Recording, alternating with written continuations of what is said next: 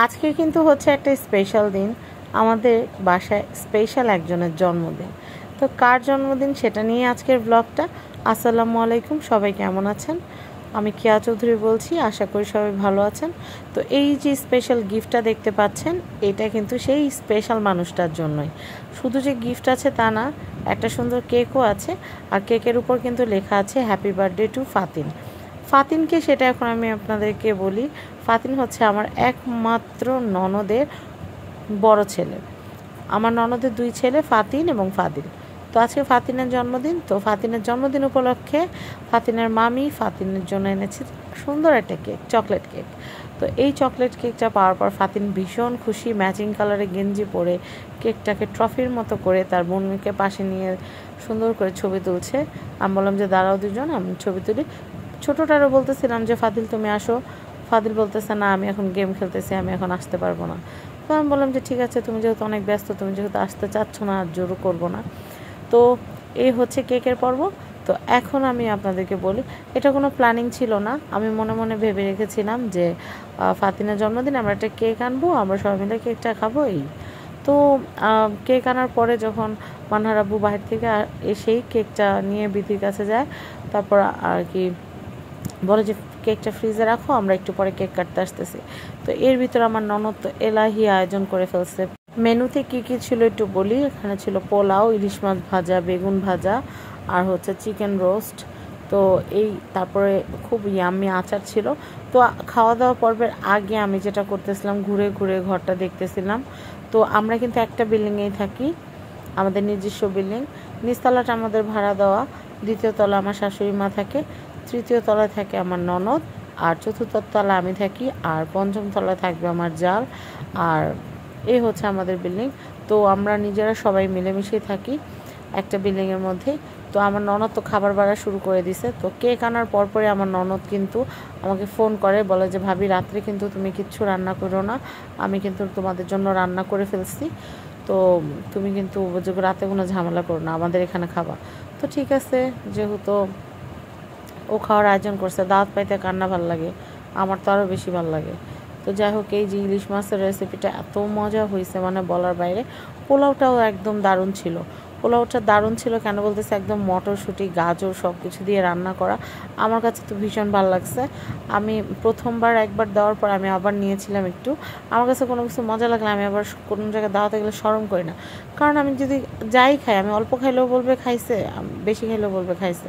তো আমার যতটুকু ভালো লাগছে আমি অতটুকুই খাইছি। তো আমি ফাতিনকে জিজ্ঞেস করতেছিলাম, ফাতিন তোমার কি ভালো লাগে? ফাতিন বলে কি যে হ্যাঁ ভাল লাগে। আমি বলি তাহলে দাঁত বাই করো, তো দাঁত বাই করে দেখালো। তো আমি ঘরটা যখন ঘুরে ঘুরে দেখছিলাম, ওর বারান্দায় গিয়ে দেখলাম অনেক সুন্দর একটা ফুল গাছে ফুল, গোলাপ ফুল। তো এই গোলাপ ফুলটা দেখে আমার এত ভালো লাগছে, আমার মন চাইতেছিল যে আমি রেজিন দিয়ে একটা ট্রে বা কিছু একটা বানাই, বা গ্লাস কভার বানাই। ওই যে ওগুলো বানাইলে কিন্তু রেজিন দিয়ে ভালো লাগে অনেক। তো ও আবার বারান্দায়, আমার ননদ আবার বারান্দায় পাখি পালে, আবার গাছ আছে। তো এই পাখিগুলো আমি মোবাইলের লাইটটা ধরার সাথে সাথে পাখিগুলো বের হয়ে আসে আমার দেখতে। তো আমার এত ভালো লাগতেছিল যে ওরাও বুঝে যে মেহমান আসছে। তো পাখিরা আমার সাথে কথা বলতেছে, কিচিরমিচির করতেছে, আমি তো আর ওদের ভাষা বুঝি না। তো যাই হোক, এরপর খাওয়া দাওয়ার কথাটাই বলি। তো আমরা একসাথে সবাই মিলে খাওয়া দাওয়া করতে বসলাম। অনেক আনন্দ হইলো, যেহেতু আমার হাজব্যান্ড বসছে, আমার দেবর, আর ওই যে আপনারা দেখতে পাচ্ছেন ওটা হচ্ছে বিল্লাল ভাই, আমার ননদের জামাই। তো এখানে মানহামণিরে বললাম যে তুমি আমাদের সাথে একসাথেই বসে পড়ো। তো মানহামণি বলতেছিল আমি ইলিশ মাছ খুঁটে দাও। তো আমাদের উদয়, আমার ছোটো দেওর, ওকে এখনও মুখে তুলে খাওয়াই দিতে হয়। আমার শাশুড়ি মা এখন ওরে মুখে তুলে খাওয়াই দেয়। আর আমার ননদ ওকে মাছ বেছে দিতেছে, ওর মাছ বাছা ছাড়া খাইতে পারতেছে না, তো এর জন্য মাছ বেছে দিতেছে। আর রোস্টটাও এত মজা হয়েছে মানে বলার বাইরে। তো কোনো আগে থেকে কিন্তু কোনো প্ল্যান ছিল না, হুট করে প্ল্যানটা করা। আর ও যে এত আয়োজন, আমার ননদ যে এত আয়োজন করে ফেলবে আমি এটা ভাবতেও পারিনি। তো যাই হোক, আমার কাছে খুব ভালো লাগতেছিল। আসলে সবাই মিলেমিশে থাকাটাই অনেক কিছু। আমি বলতেছি বাহ কি সুন্দর, মাথার উপর আলো জ্বলতেছে, চেহারা চকচক করতেছে। তো আমি রোস্টের চেহারাটাও একটু দেখাই, আমি মানহার বলতেছি মানহা একটু তাকাও। তো এই যে এটা রোস্টটা করছে, রোস্টটা এত মজা হয়েছে। তো এই ভিডিওটা যদি বিথি দেখো, এই বিথি আবার কিন্তু রোস্টটা বানায় কিন্তু আমার দাওয়াত দিবা কেমন। তো আমাদের খাওয়া দাওয়ার পালা যখন শেষ, তখন হচ্ছে কেকের পালা। তো কেকটা কাটার জন্য আমার দেওরকে বলছিলাম যে তুই চিফ গেস্ট, তুই থাকবি, তুই কেকটা কাটবি। কিন্তু চিফ গেস্ট নিচে গেছে। এই ফাঁকে আমরা ভাবছি যে ও হয়তো পড়তে বসছে আর হয়তো আসবে না এখন। তো আমরা নিজেরাই পণ্ডিতি করে কেক কেটে ফেলছি। ওমা, কেক কাটার একটু পরে আমার দেবর এসে বলতেছে, কী রে তোরা কেক কাটবি না, কেকটা বাইর কর। তো এই দিক দিয়ে আমরা তো কেক কাটা বসে আছি। তো তখন তারা বুঝাইলাম যে চিফ গেস্ট চেয়ারে আমরা কেক কেটে ফেলছি। তো যাই হোক, ও আর মন খারাপ করে নাই, কারণ আন্ডা বাচ্চাদের জিনিসগুলো থাক, তারা কাটছিস, ভালো হয়েছে। তো এরপরে এই যে দেখবেন আপনারা, কেক কাটার সাথে সাথে চকলেটগুলো উদা হয়ে যায়, আমার নিজেরই অনেক ভালো লাগে। তো যাই হোক, ফাতিনকে খাইয়ে দিলাম, ওর আম্মু ফাতিনকে খাইয়ে দিচ্ছে, আমি একটু খাইয়ে দিয়েছি, আবার ফাতিন আমাকে খাইয়ে দিয়েছে, সবাইকে খাওয়াচ্ছে। ও মা, কি ভালোবাসা। তো যাই হোক, এই যে ফাতিন আমাকে খাইয়ে দিচ্ছে। ফাতিনের গেঞ্জির কালার আর মানে কেকের উপর চকলেটের কালারটা সেম, আমি আবার আমার মেয়েকে খাইয়ে দিচ্ছি। তো যাই হোক, কেকটা অনেক মজার ছিল, আর বিথি রান্না আরও বেশি মজার ছিল। বিথি অনেক ভালো রান্না করে। তো যাই হোক, এর আগের বার কিন্তু বিথি কিন্তু আমাদেরকে চাইনিজ রান্না করে খাইয়েছিল, ওগুলো অনেক মজা ছিল। মানে বিথি মাঝে মধ্যেই কিন্তু পাস্তা, তারপর নুডলস এগুলো বানায় আমার জন্য পাঠায়। তারপর আমিও টুকটাক যাই রান্না করি, তাই একটু টুকটাক পাঠাই মাঝে মধ্যে যদি ভালো হয়। তো যাই হোক, ফাতিন আবার আমার রান্না পছন্দ করে, আমার ননদের বড় ছেলে আবার আমার রান্না পছন্দ করে। যেমন একটু ফ্রাই ট্রাই করলে ও অনেক পছন্দ করে, আর মোমো বানালে তো কোনো কথাই নেই। আর ছোট যেটা আছে ফাদিল, ও প্রায় বলে যে মামি আসো আমরা আজকে মোমো বানাই, তুমি মোমো বানাও, আসো আমরা খাই। আর মোমো বানাইলে অনেক মজা হয়। তো যাই হোক, মানে দিনটা যে এতটা স্পেশাল হবে এটা আমি ভাবতেই পারিনি, খুবই মজা লাগছে, মানে খুবই ভালো লাগছে সবাই একসাথে বসে। এরপর আমরা খাওয়া দাওয়া শেষে ঈদে কাপড় চোপড়, কে কোথা থেকে কি কিনবো, মানে কে কি কিনেছি টুকটাক, এগুলো নিয়ে আলাপ আলোচনা করলাম।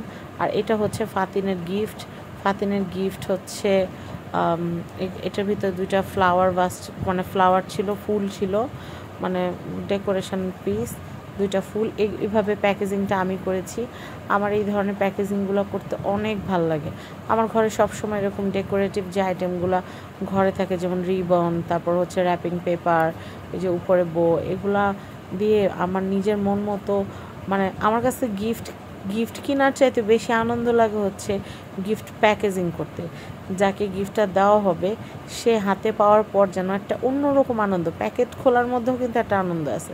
তো এই তো দিলাম আমরা গিফট, কেক আর ফুল, আর গিফটের পরে আবার একটা রিটার্ন গিফট আছে। তো রিটার্ন গিফটটা কি বলি, সেটা হচ্ছে ফাতিনের জন্মদিন উপলক্ষে অনেকগুলো চকলেট আনা হয়েছিল। তো সেখান থেকে আবার আমার ননদ অনেকগুলো চকলেট আবার মানহার জন্য দিয়ে দিছে রিটার্ন গিফট। আপনারা দেখেন কতগুলো দেয়।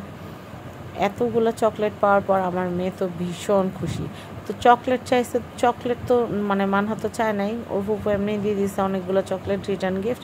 আর আমি এই যে সুন্দর লাভ যে হার্ট শেপের যে বক্সটা আছে, এটা চেয়ে আনছি।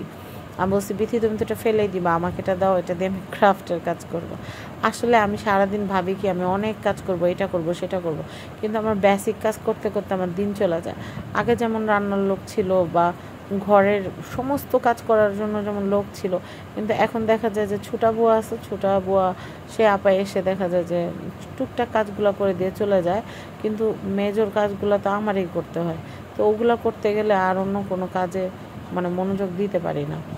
তো যাই হোক, অনেকেই বলেন আপু ফ্যামিলি ব্লগ দেন না কেন, ফ্যামিলি ব্লগ বানাইতে অনেক প্যারা। একে তো বংচং নাটক করতে পারি না, আর তারপরে হচ্ছে সত্যি কথা বলতে গেলে প্রায় 9-10 বছরের কাছাকাছি হয়ে আসতেছে এই ইউটিউব ব্লগিং করি। তো সত্যি কথা এখন না টায়ার্ডনেস চলে আসে, আর প্রফেশনাল কমার্শিয়াল ব্লগগুলো করতে করতে আর ভালো লাগে না। তো এই বক্সটা বিথি নিজেই দিয়ে দেয়। তো এর মধ্যে ফাদিল আবার অনেকগুলো মোজা ধোয়া ছিল, বলতেছে আপনি তোমাকে চকলেটের সাথে একটা মোজাও দিয়ে দিই। তো মোজাটা এটার উপর দিতেছে বারবার। তো মানহাতে এত চকলেট পেয়ে তো ভীষণ খুশি। তো আপনাদের ব্লগটা কেমন লেগেছে জানাবেন। আজকের মতো বিদায়, আল্লাহ হাফেজ।